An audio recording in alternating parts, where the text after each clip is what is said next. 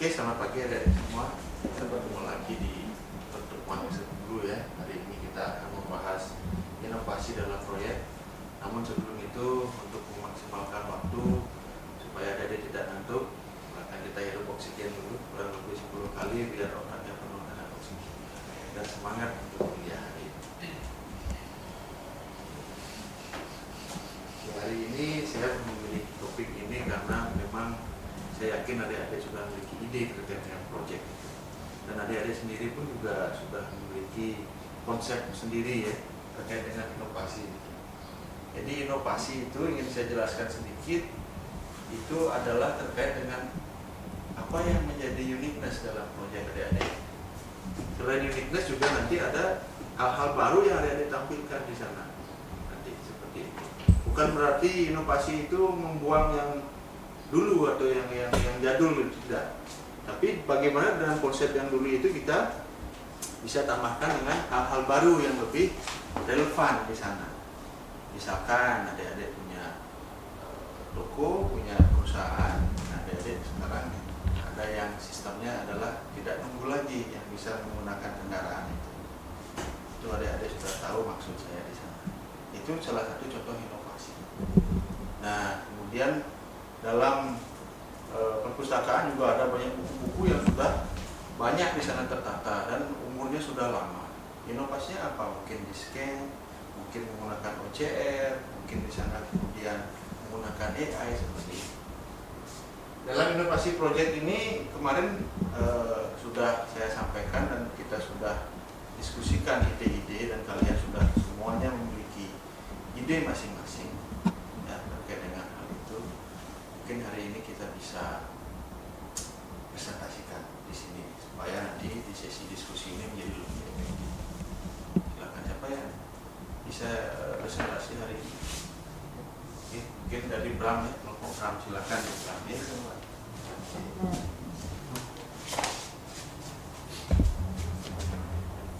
Ambil saja dari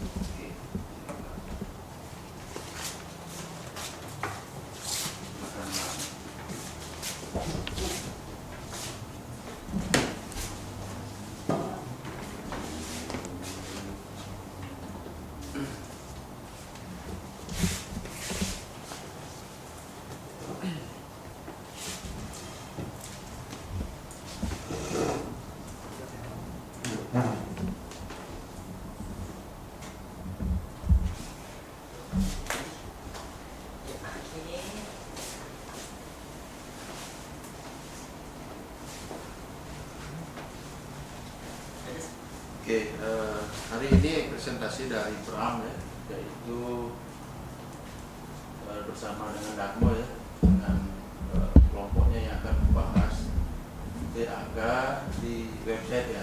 Jadi Triangga itu adalah salah satu kearifan lokal yang bisa dipadukan dengan proyek website seperti itu. Oke, Bram dan Darmo punya waktu kurang lebih 10 menit untuk melakukan presentasi ya. Nanti baru lari ke sesi tanya jawab. Oke, silakan. Baik, terima kasih cepat atas kesempatannya kepada kami. Kami sebelum itu izinkan kami untuk memperkenalkan diri. Nama saya Pide Bramanda dan rekan saya Komandan Royuna. Oke, selanjutnya. Oke, di sini kami membawa topik yang berjudul tentang ergonomis web berbasis Triangga. Jadi secara sederhana, apakah teman-teman tahu apa itu Triangga?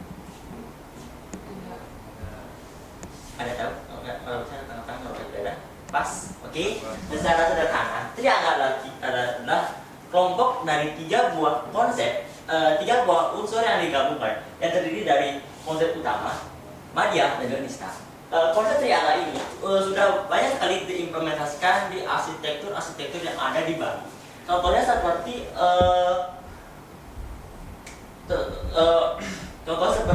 pura-pura dan secara struktur organisasi itu ada banyak sekali implementasinya. Contohnya seperti organisasi tubuh manusia, yang dimana utama itu bagian dasar kepala, nista, media itu bagian tubuh bagian tengah, dan nista itu bagian kakinya.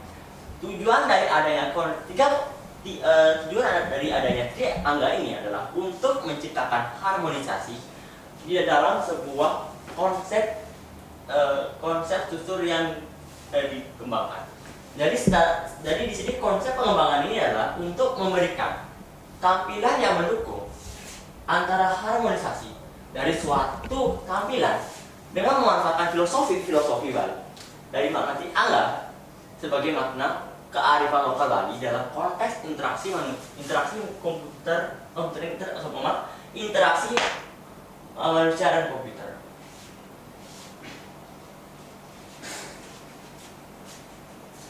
Dan untuk maknanya mungkin akan dijelaskan oleh rekan saya. Oke, konsep triangga ini mencerminkan keyakinan bahwa keseimbangan dan harmonisasi dalam kehidupan dapat dicapai dengan memahami dan menghormati perbedaan fungsi dan status dari setiap bagian tubuh atau aspek kehidupan. Adapun rangkaian dari pembahasan presentasi ini adalah pendahuluan, implementasi, tujuan, testing, dan kesimpulan.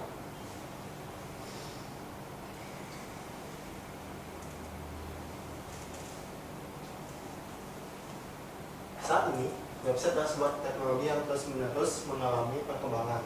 Terdapat banyak sekali pengimplementasian web di saat ini, dan bahkan teknologi web sudah tidak dapat dilakukan lagi. Namun, semakin kesini, teknologi web terutama di segi penampilan konten masihlah belum mengalami peningkatan yang signifikan, terutama di segi UI dan UX, yang dimana masih saja belum terlihat konsistensi. Oleh sebab itu, standarisasi sebuah tampilan dari sebuah web itu sangat diperlukan. Adapun konsep yang sangat sesuai dengan pengimplementasian ini adalah konsep triangga. Dengan pengimplementasian konsep triangga, tampilan akan dipisahkan menjadi 3 buah wilayah yang memiliki tujuan untuk keseimbangan, serta arsitektur tampilan akan menjadi lebih estetik dan harmoni. Selanjutnya akan masuk ke implementasi dari triangga.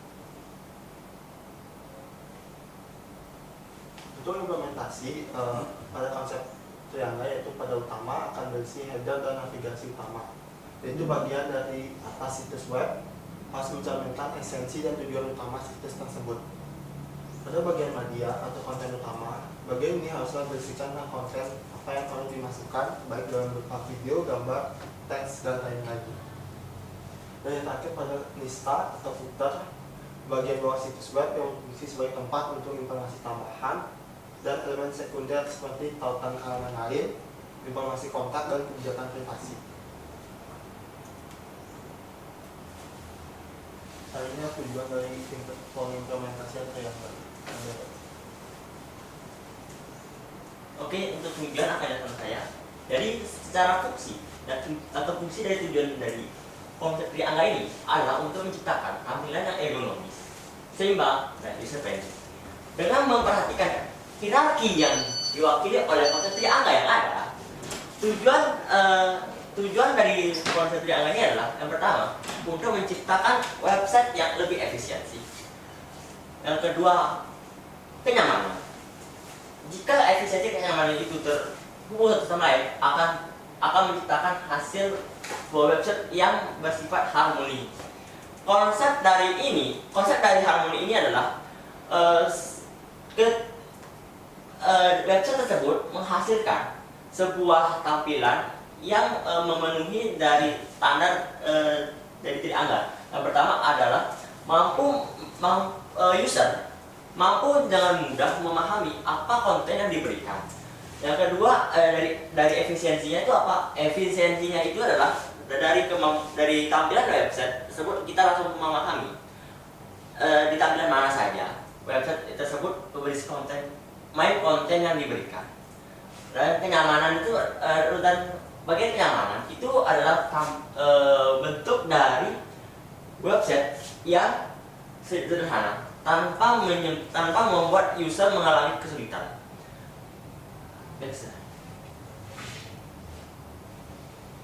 Lanjutnya testing. Di dalam ujian ini dilakukan melibatkan perkiraan sebanyak sekitar 33 responden dengan penilaian yang bermacam-macam, dan setelah dijumlahkan dengan perhitungan yang ada dapat dijumlahkan sekitar 143 poin atau kita ratakan menjadi 87% dari hasil responden yang dilakukan dengan cara melakukan proses kuesioner, pengisian kuesioner, yang dimana hal tersebut menunjukkan hasil positif dari pemanfaatan triangga di dalam implementasi sebuah website, yang dimana hal tersebut dari sisi pengguna merasa bahwa penggunaan website berbasis triangga ini lebih user friendly dan juga responsif. Selanjutnya kesimpulan. Untuk kesimpulan akan disampaikan oleh rekan saya. Berdasarkan hasil pengujian yang dilakukan terhadap desain layout website dengan menggunakan konsep triangga, dapat diambil beberapa kesimpulan berikut. Contohnya adalah yang pertama, website yang menggunakan konsep triangga menjadi lebih minimalis, responsif, ergonomis, dan nyaman. Sekian dari presentasi kami. Apakah teman-teman ada memiliki pertanyaan? Oke, silakan kita masuk ke sesinya jawab. Siapa yang mau lanjutkan? Itu 3 orang penanya ya. Mungkin saya sebelumnya kalian sempat menjelaskan tujuannya. Kalian disampaikan dulu namanya. Sebelumnya perkenalkan hasil desi nyata dengan 225501. Baik, untuk pertanyaannya, sebelumnya kalian sempat menjelaskan mengenai tujuannya. Kalian menjelaskan ada 3 cakupan tujuan. Ya. Bisakah kalian jelaskan lebih detail 3 cakupan itu? Kita rangkum dulu selanjutnya. Pertanyaan berikutnya. Ya.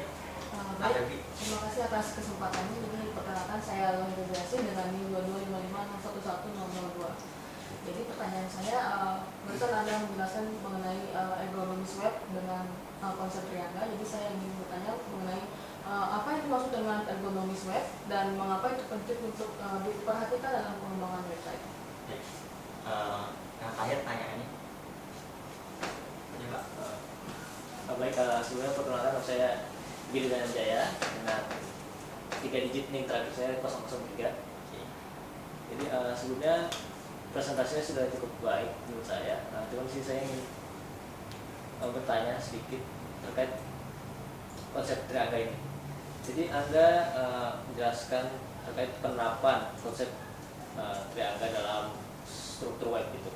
Nah, kira-kira apa yang mendasari kalian sehingga kalian merasa gitu bahwa sebenarnya konsep triangga ini misalnya baik gitu jika diterapkan dalam sebuah website gitu. Oke, karena sudah mencapai 3 pertanyaan, izinkan kami untuk berdiskusi terlebih dahulu. Silakan didiskusikan kurang lebih ya 10 menit. Dari Sri berapa menitnya di belakang? Kosong? 010. Febri? 002. 002. Ini Dana? 003.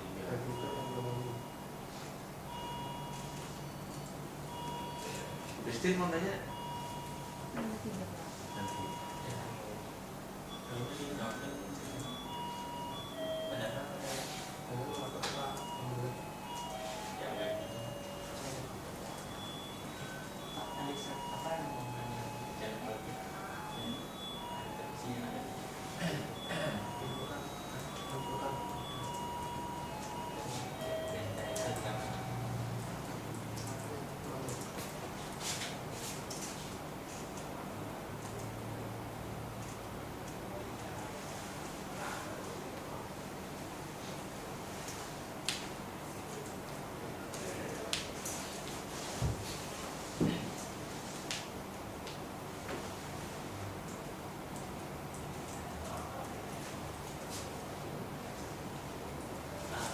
Baik, karena untuk jawaban industri itu like lagi.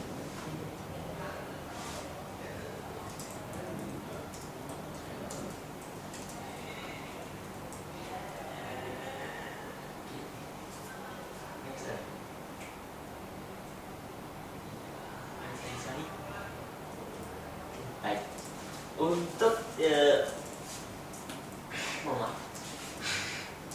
Untuk Premium Daily tadi itu menjelaskan 3 cakupan tujuan dari triangle ini ya. Jadi seperti yang saya tadi presentasikan, terdapat 3 tujuan dari pemeliharaan triangle ini. Yang pertama adalah efisiensi, kenyamanan, dan juga harmoni. Tujuan untuk efisiensi, untuk efisiensi itu adalah sebuah konsep yang di mana website tersebut haruslah efisiensi dalam tampilan. Efisiensi ini konteksnya itu mirip seperti minimalis, tapi poin yang disampaikan itu poin-poin saja. Jadi tidak bertele-tele atau hiperbola. Jadinya secara sederhana efisiensi ini adalah tujuan untuk menghasilkan tampilan website yang dari usernya itu gampang untuk memahami konten yang diberikan. Sedangkan untuk kenyamanan itu connect dengan efisiensi ini. Semakin nyaman, semakin efisiensi kita masuk ke website. Maksudnya semakin user friendly, user akan nyaman dalam menggunakan website tersebut. Tujuan dari kenyamanan ini adalah supaya user tersebut tidaklah mengalami kesulitan atau nggak merasa bosan dengan website yang kita tampilkan. Jika kedua konsep tersebut sudah terpenuhi, akan masuk ke konsep yang terakhir. Tujuan terakhir itu adalah harmonisasi. Tujuan harmonisasi ini ada sebuah main utama dari pengimplementasian konsep triangle ini. Kenapa? Harmoni di dalam sebuah website ini mampu memberikan sebuah pemikiran yang cukup lama, sebuah dampak dalam segi psikologi dari pengguna itu lebih nyaman dan merasa kalau pengguna merasa lebih nyaman sehingga menciptakan sebuah rasa harmonis di dalam sebuah website yang digunakan oleh user tersebut. Maksud secara simpelnya itu user akan merasa bahwa tampilan dari website tersebut itu nyaman. Secara sederhana itu nyaman ya, nyaman ya. Oke, bagaimana Destri? Apakah jawabannya bisa diterima? Ya. Baik, selanjutnya saya akan menjawab pertanyaan dari tadi yang mengenai ergonomis. Ya, ini ergonomis. Oke. Ergonomis pada web mengacu pada desain dan pengaturan elemen-elemen sebuah situs web agar pengguna dapat berinteraksi dengan nyaman, efisien, dan efektif. Tujuan utama dari ergonomis web adalah untuk meningkatkan pengalaman user atau user experience dengan memastikan bahwa situs web mudah digunakan dan navigasinya inklusif. Yang mana hal ini juga berkorelasi dengan konsep yang kita gunakan pada website, di mana dengan menggunakan konsep ini maka akan adanya konsistensi, di mana untuk header akan berisi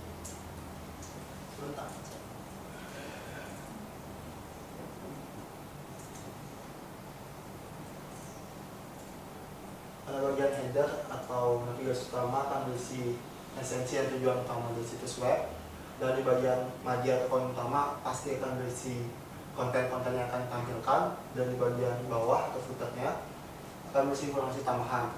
Dengan menggunakan konsep ini maka konsistensi itu akan terjaga. Jadi bagaimana jawaban yang saya berikan? Bisa diterima ya, bisa dilanjutkan. Oke, untuk pertanyaan dari Danan, pertanyaan adalah kenapa Anda merasa konsep yang cocok diterapkan dalam sebuah web? Oke, berdasarkan dari pertanyaan itu, saya rasa saya sudah menjawabnya, karena dengan menggunakan konsep ini maka webnya akan menjadi lebih konsisten, lebih harmonis, dan sehingga itu akan meningkatkan pengalaman penggunanya, sehingga pengguna akan betah berada dalam web tersebut. Seperti itu. Bagaimana? Ya bisa diterima. Baik, karena semua pertanyaan sudah terjawab, apakah bisa saya akhiri? Oke, karena waktu juga ya, silakan nanti dicari sumber-sumber referensi lain yang berhubungan dengan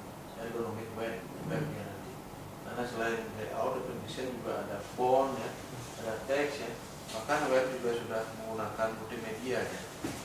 Ada web yang sudah bisa langsung dengan AI itu ngomong sendirinya informasinya. Mungkin itu dari kelompok Darmo dan Ram ya hari ini. Ada yang mau ditanyakan mungkin dari Christine? Ada? Silakan. Oke, silakan. Oke, silakan. Ya, silakan lakukan boleh untuk pertanyaan. Pertanyaan terakhir, perkenalkan saya Christina Kadia Sinaga dengan 3 digit NIM terakhir 008. Pertanyaannya, menurut kalian apa saja tantangan dan kendala yang mungkin dihadapi dalam menerapkan konsep triangga pada desain layout web? Oke. Baik. Terima kasih untuk pertanyaannya. Saya rasa untuk tantangan atau kesulitan yang dihadapi dalam mengembangkan konsep ini dalam pengimplementasian di web, serta adalah tentunya menjaga konsistensi dari konsep ini agar, karena sebenarnya kita tahu konsep ini memberikan konsep dari 3 bagian kan. Itu saya rasa itu perlu digarisbawahi agar konsep itu tetap digunakan di web, karena dengan begitu kan tetap konsisten webnya. Dan itu juga mungkin kami perlu mencari bahasan-bahasan lain terkait konsep ini sehingga bisa mengimplementasikannya lebih baik. Bagaimana? Ya, mungkin itu ya dari teman-teman semua yang sudah jelas ya. Terima kasih Christian, Sri, Jeffrey dan juga Danan ya, sudah memberikan feedback kepada presentasinya Ram. Mungkin karena sudah waktu bisa di close session. Nah, Baik, terima kasih atas perhatiannya. Sekian dari kelompok kami. Terima kasih. Salam harmoni. oke,